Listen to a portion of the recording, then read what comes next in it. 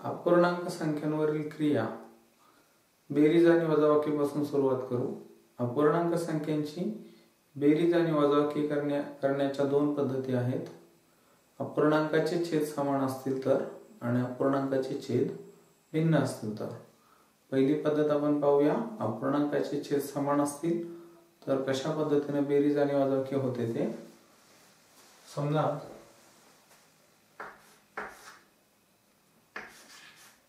4/5 अधिक 7/5 दोन अपूर्णांक आपण घेतलेले आहेत। दोन्ही अपूर्णांकाचा छेद 5 असा समान आहे, अंश भिन्न आहेत। तर बेरीज करताना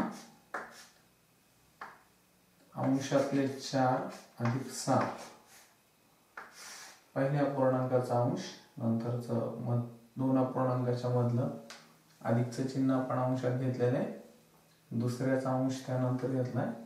दोन्हींचा छेद 5 समान आहे म्हणून एकदा जसा आहे तसाच घेतलेला आहे आणि एकदाच घेतलेला आहे। इथं छेदाची बेरीज करायची नसते। त्यानंतर 4 अधिक 7 11 छेद 5। तर अशा पद्धतीनं या अपूर्णांक संख्यांचा छेद समान असेल तर बेरीज केली जाते। दुसरं उदाहरण पाहूया।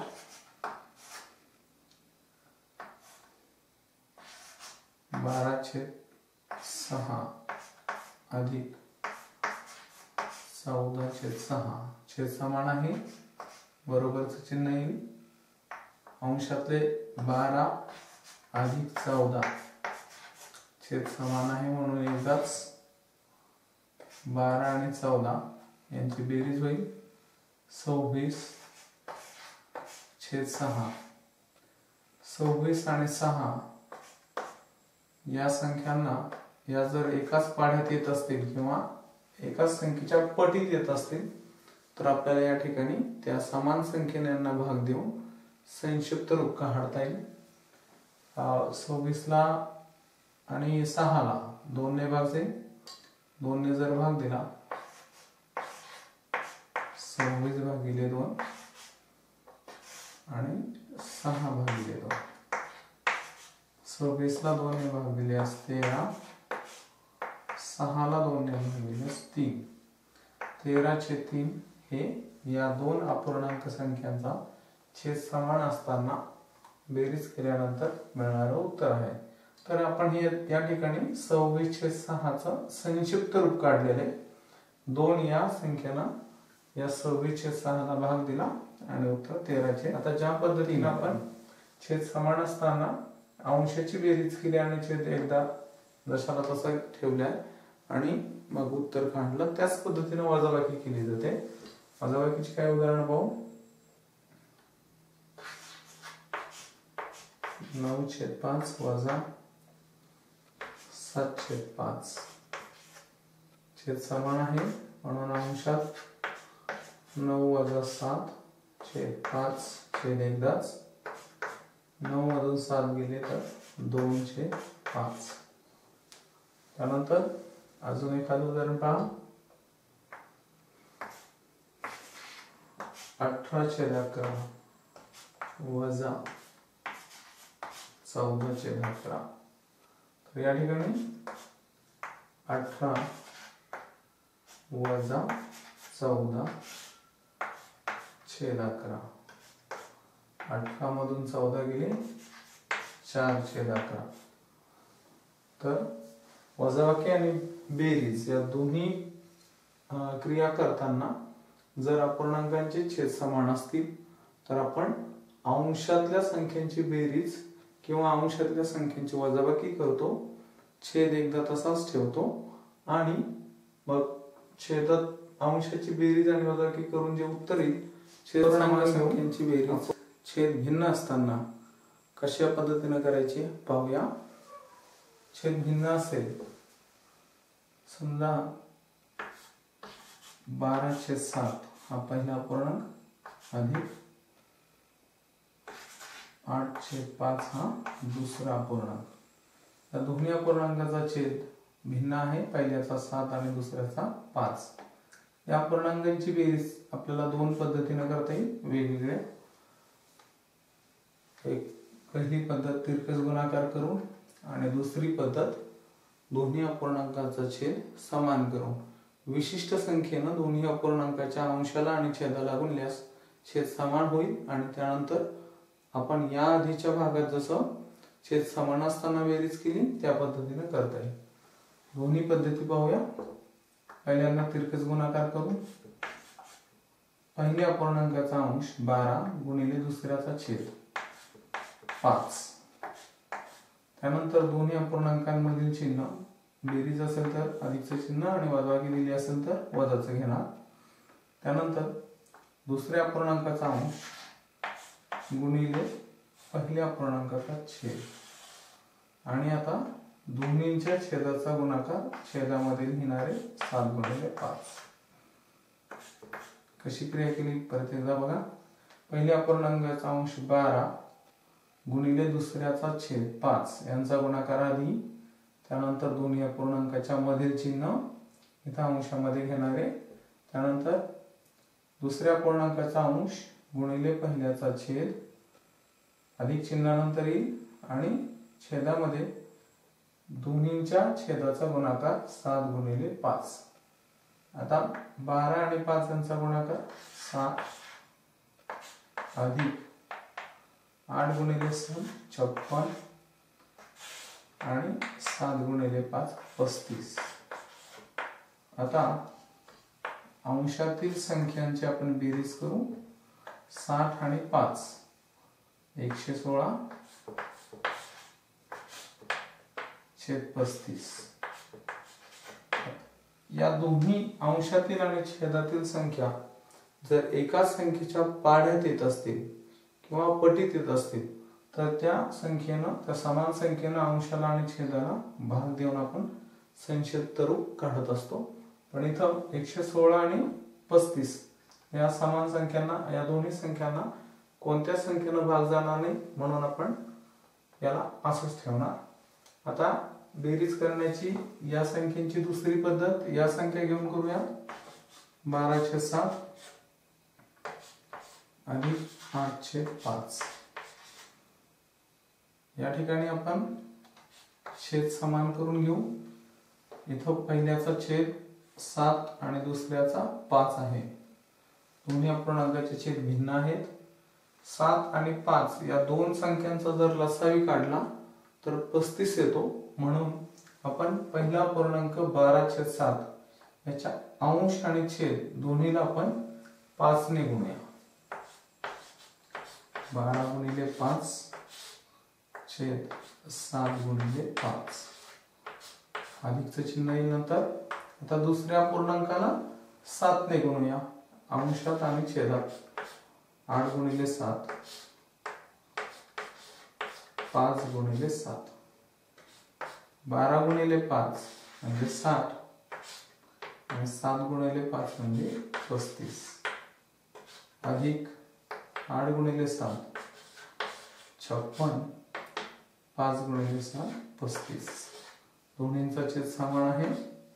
अंशातील संख्येची बेरीज होईल 60 अधिक 56 छेद तसाच राहील. दोन्हींचा एकदाच घेणारचे.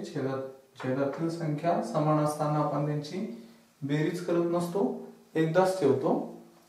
आता अंशातील संख्येची बेरीज 60 आणि 56 यांची बेरीज 116 छेद 35.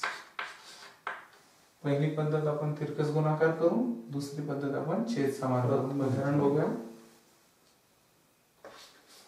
7/4 अधिक 11/9 या अपूर्णांकांची बेरीज करायची. बरोबर तिरकस गुणाकार करून आधी करू. पहिल्याचा अंश 7 आणि दुसऱ्याचा छेद 9 यांचा गुणाकार. नंतर दोन अपूर्णांकाच्या मधील चिन्ह अधिक किंवा वजाबाकी असेल तर वजा घेणार आहे. 11 गुणिले 4 म्हणजे पहिल्याचा अंश गुणिले दुसऱ्याचा छेद हा गुणाकार आधी, मग दोन्हींच्या मधील चिन्ह, मग दुसऱ्या अपूर्णांकाचा अंश गुणिले पहिल्या अपूर्णांकाचा छेद आणि त्यानंतर आता छेदाचा गुणाकार छेदामध्ये लिहिणार 4 गुणिले 9. आता 7 आणि 9 यांचा गुणाकार 63. 11 आणि 4 यांचा गुणाकार 44 आणि 9 आणि 4 यांचा गुणाकार 36. आता 63 आणि 44 या संख्यांची बेरीज 107 आणि छेद 36. आता याच दोन संख्यांची आपल्याला छेद समान करून जर बेरीज करायची असेल तर कशा पद्धतीने करणार? 7/4 अधिक 11/9. तर पहिल्या पूर्णांकाला आपण 9 ने गुणणार, अंशाला आणि छेदाला 7 गुणिले 9 छेद 4 गुणिले 9 अधिक दुसऱ्या पूर्णांकाच्या अंशाला आणि छेदाला 4 ने गुणणार. 11 गुणिले 4 9 गुणिले 4. 9 आणि 7 यांचा गुणाकार 63. 4 आणि 9 चा गुणाकार 36 अधिक 11 आणि 4 यांचा गुणाकार 44. 9 आणि 4 यांचा गुणाकार 36. छेद समान झालेला आहे. अंशातील संख्यांची बेरीज 63 अधिक 44 छेद 36. आता अंशातील संख्यांची बेरीज 107 छेद 36. या पद्धतीमध्ये कधी कधी उदाहरणं अशी येतात. समजा आपण हे उदाहरण बघूया. 5/8 अधिक 6/4. आता या ठिकाणी काय आहे, पहिल्या पूर्णांकाचा अंश 8 हा दुसऱ्या पूर्णांकाचा म्हणजे 4च्या पटीतील आहे, त्याच्या पाड्यातील आहे. आणि मग अशा वेळी आपल्याला इथं छेद समान करताना पहिल्या पूर्णांकाला कशाने गुणायची गरज पडणार नाही.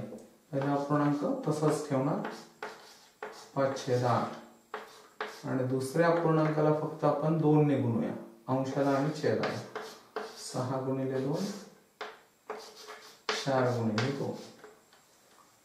आता 5/8 अधिक 6 आणि 2 चा गुणाकार 12, 4 आणि 2 चा गुणाकार 8. आता या ठिकाणी छेद समान झालेला आहे आणि अंशाची बेरीज होईल 5 अधिक 12 छेद 8 17 छेद 8. म्हणजे अशा उदाहरणामध्ये म्हणजे सर्वच ठिकाणी आपल्याला तिरकस गुणाकार करूनच बेरीज केली पाहिजे असं नसतं. अपूर्णांक कशा पद्धतीत दिलेले आहेत हे बघून आपण बेरीज करायची. जर या स्वरूपात अपूर्णांक दिले असतील की एका पूर्णांकाचा छेद हा दुसऱ्या पूर्णांकाच्या छेदाच्या पटीत आहे असं जर असेल तर मग अशा वेळी आपण दुसऱ्या पूर्णांकाच्या छेदाला आणि अंशाला विशिष्ट संख्येने गुणणार आणि त्यांचा छेद समान करून घेणार इथल्यासारखा आणि नंतर अंशाची बेरीज होईल आणि छेद आपण तसाच ठेवू. छेद भिन्न असताना अपूर्णांक संख्यांची वजाबाकीची उदाहरणे घेऊ. 9/5 वजा 6/4. आता दोन्ही अपूर्णांकांचा छेद भिन्न आहे आणि त्यांची वजाबाकी आपल्याला करायची आहे. तर जसं आपण बेरजेमध्ये पहिल्या पूर्णांकाचा अंश, इथं पण दोन पद्धती आपण पाहणार आहोत. तिरकस गुणाकार करून आणि छेद समान करून. तिरकस गुणाकार करून आपण पहिल्यांदा घेऊया. पहिल्या पूर्णांकाचा अंश आणि दुसऱ्याचा छेद यांचा गुणाकार आधी 9 गुणिले 4 वजा. आता या दोन्ही अपूर्णांकाची वजाबाकी ही क्रिया आपल्याला करायची आहे म्हणून इथं वजा चिन्ह आहे. जर इथं अधिक असेल तर इथं अधिक घेणार आहे. मग आता नंतर दुसऱ्या अपूर्णांकाचा अंश गुणिले पहिल्या अपूर्णांकाचा छेद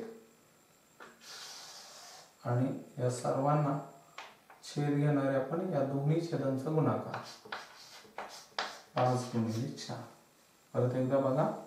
पहिल्या अपूर्णांकाचा अंश गुणिले दुसऱ्या अपूर्णांकाचा छेद यांचा गुणाकार, दोन अपूर्णांकाच्या मधील चिन्ह गुणिले दुसऱ्या अपूर्णांकाचा अंश गुणिले